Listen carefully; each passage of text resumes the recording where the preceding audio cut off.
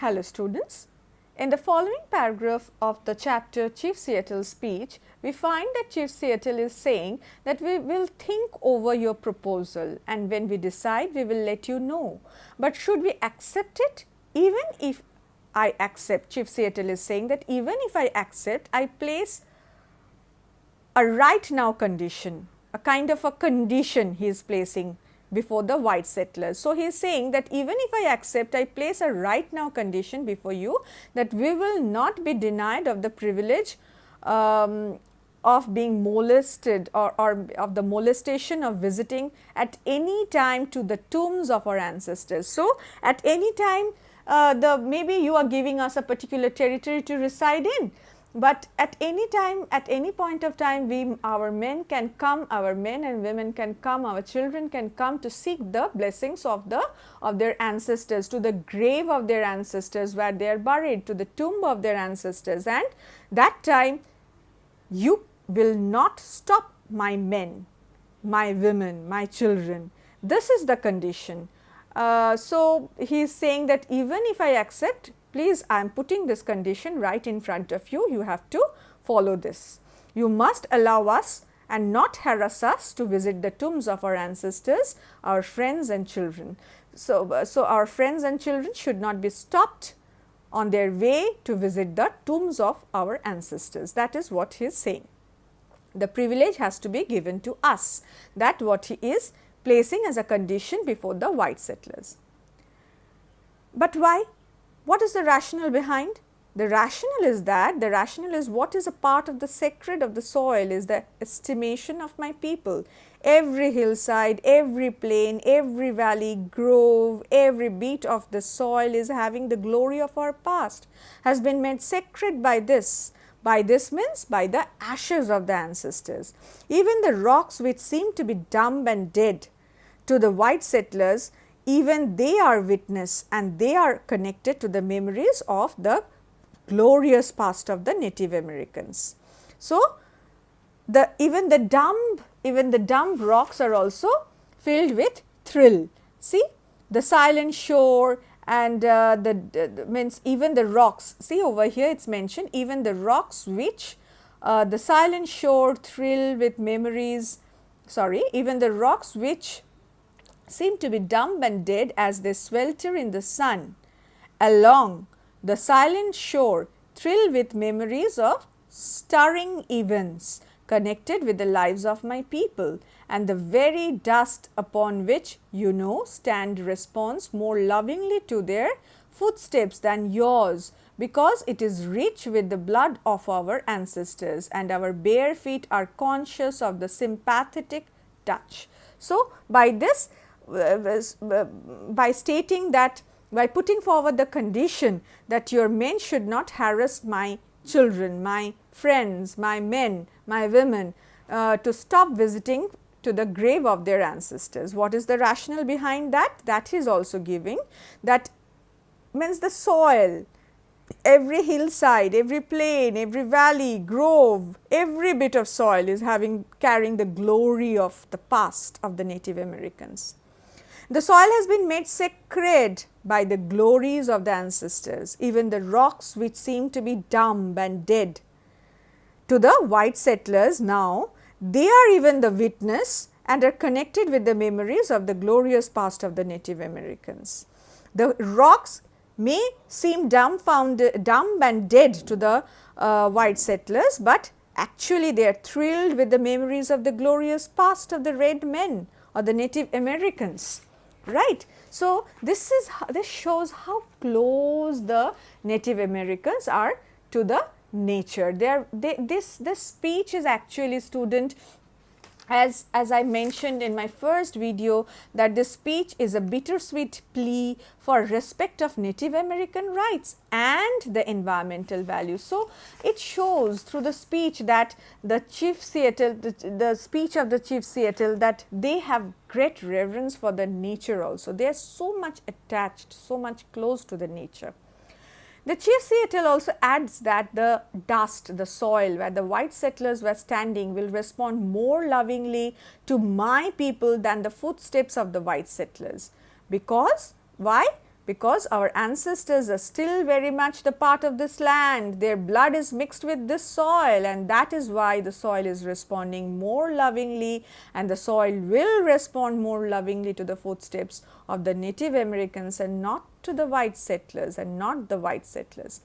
So, he is saying that as we stand bare feet on this soil, we are aware of the sympathetic, loving and affectionate touch of our ancestors, right.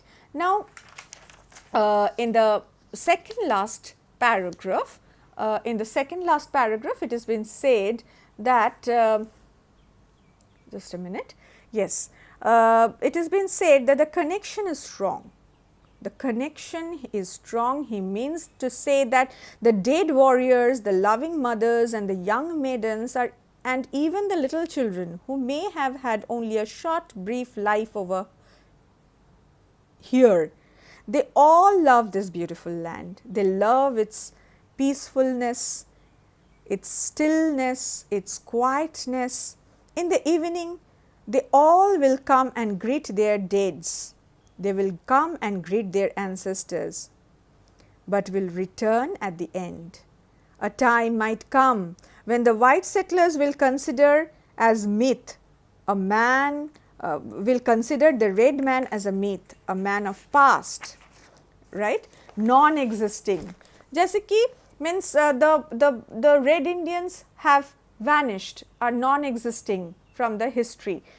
It may happen so that the white settlers might think so, might treat so. The history, the glorious history will fade away and the Native Americans will be washed away from the memories, from the histories of this earth. That is, Chief Seattle is just assuming out of anguishment that it may happen so. Then also this island will be full of spirits, will be crowded with invisible spirits of my people, of my tribe. So, he is paying the tribute to his ancestors, to the spirits of the ancestors.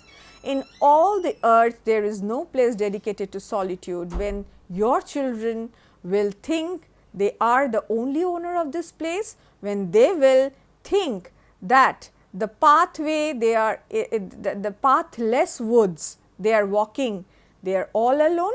In reality, they will not be alone. In reality, they will not be alone. They will be accompanied by the spirits of our ancestors, because this land will be crowded. This land is crowded with the invisible spirits of my people, of my tribe.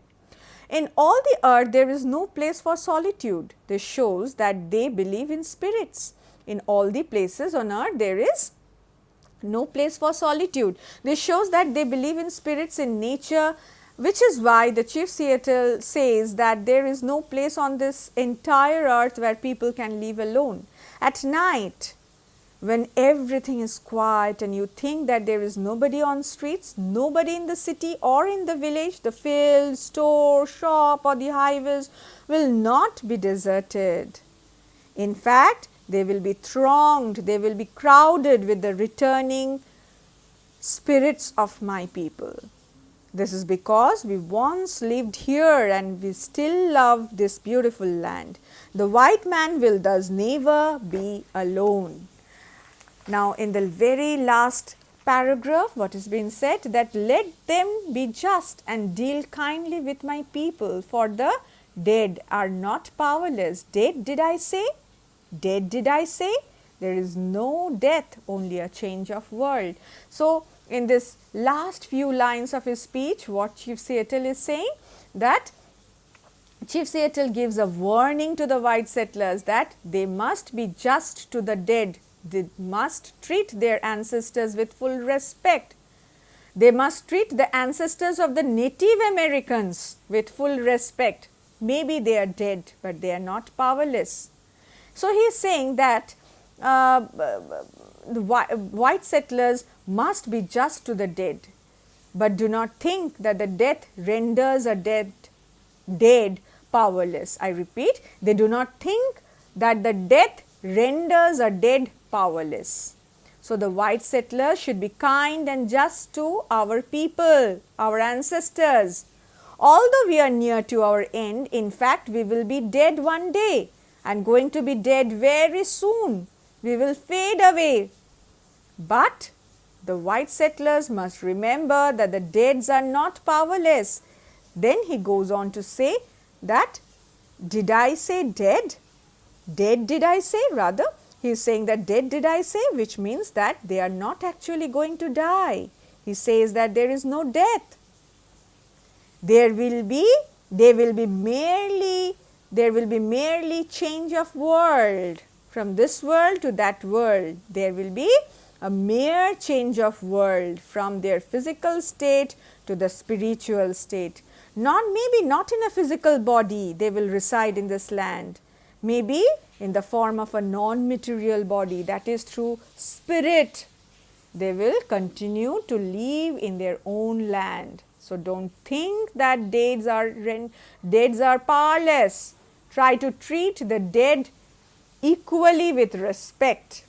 So, this is the warning that is he is sending through his speech.